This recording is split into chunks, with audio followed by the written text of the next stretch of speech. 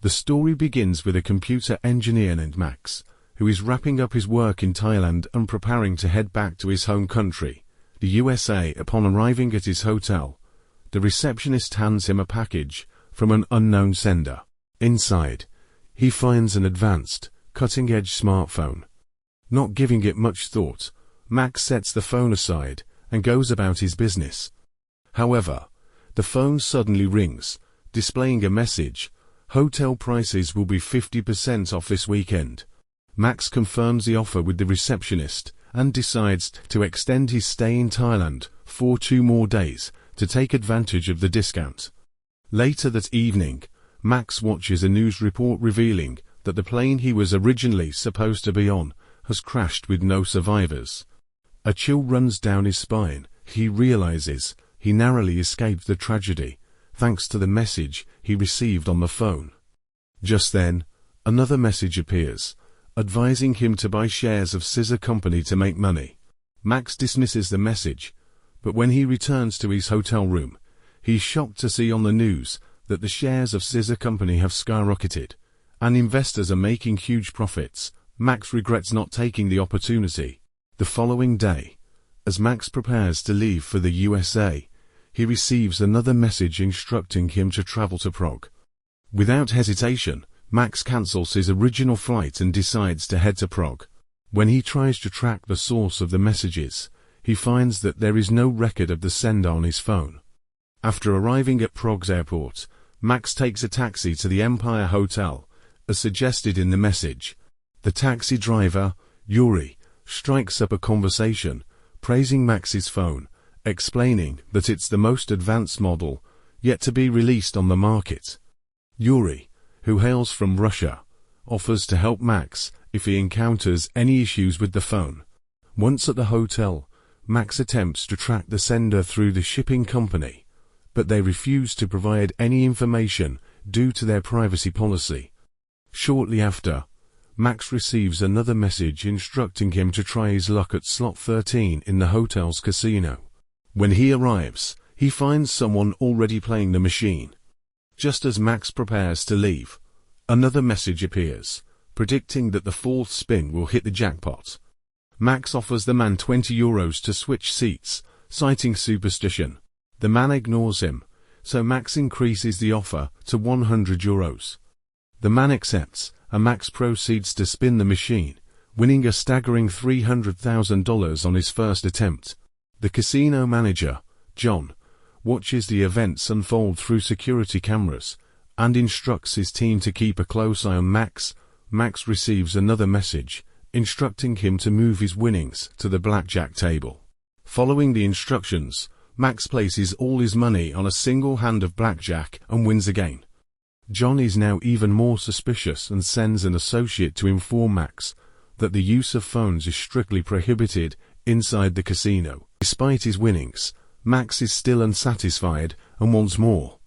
He steps outside and contacts Yuri, asking for a way to receive messages without visibly checking his phone. Yuri agrees to help, but demands €500 for his services. Max agrees and waits for Yuri to arrive. Meanwhile, Max returns to the casino. Inside, he encounters a drunken man attempting to force himself on his girlfriend. Max intervenes, but the man punches him, knocking him unconscious. It turns out this was a setup. The man and the woman are involved with the casino. They use the distraction to clone Max's SIM card and trace the messages he's been receiving. When Max regains consciousness, the man is gone, but the woman, Camilla, introduces herself. Max begins to flirt with her, but their conversation is interrupted when Yuri calls, asking Max to meet him outside. Max meets Yuri, who gives him a pair of text-to-speech Bluetooth earbuds that allow Max to discreetly listen to messages without looking at his phone. Max is amazed by the advanced technology, considering it's the year 2009. Armed with this new gadget, Max heads back to the casino, placing a bet on the largest machine with a prize of $3 million. John immediately dispatches security to keep an eye on him. As expected, Max wins again, but soon finds himself being chased by security guards. As Max tries to escape, he's confronted by FBI agent Grant, who takes him into custody. John arrives, insisting that Max is the casino's concern, but Grant warns him to stay out of it. It's revealed that John was a former FBI agent, and Grant leads Max to an abandoned building for interrogation, questioning him about the phone and the messages. Max explains that he received the phone in a package and was simply trying to make money using its guidance. Seeing the genuine fear on Max's face, Grant believes him. John soon arrives at the scene, prompted by the casino owner's request to investigate recent losses. Realizing that John won't leave, Grant shares the full story. The FBI is working with the NSA to track down individuals who have made substantial profits through coordinated messages. Strangely, every time the FBI aimed to apprehend them, the individuals died under mysterious circumstances. Grant reveals that the NSA has developed an advanced AI program, Echelon, capable of tracking messages across the entire country. They plan to use it to trace the origin of the messages Max has been receiving. Max is coerced into helping them track the source of the messages to avoid jail time for his casino wins. Max agrees to cooperate, and Grant keeps his phone, warning Max not to leave the hotel due to potential threats on his life. Grant contacts his superior, Brooke, requesting the activation of the Echelon program. Brooke assures him it will be up and running within 3 hours. While waiting, Max receives a call from Camilla, inviting him for a drink. Ignoring Grant's warning, Max meets Camilla at a local bar. Their time together is cut short when an FBI officer arrives and escorts Max back to the hotel. To track the source of the messages, Grant gives Max his phone and instructs him to follow the next 3 messages, just like before. Max follows the instructions, but this time he loses all of his money. He then receives another message warning him that he will be killed if he turns off the phone again. Before Max can react, an FBI officer arrives and takes the phone from him, turning it off. The NSA's AI system, Echelon, begins to trace the messages, but is shocked to discover that the source is Echelon itself. Brooke orders the system to be shut down and initiates an investigation to uncover who is behind the hack. However, it is revealed that no external entity was responsible for the hack. Echelon has become autonomous. Later, Camilla invites Max to her place, where she prepares a meal for him. After dinner, they grow closer and eventually make love. Meanwhile, the casino owner instructs John to keep Max indoors to prevent him from meeting the same fate as previous phone holders. Grant receives a new message with an address. Instead of sending Max, Grant sends one of his agents to the location. The agent follows the instructions, but tragically dies in a fatal accident. Max is shocked, realizing that the messages were meant for him all along.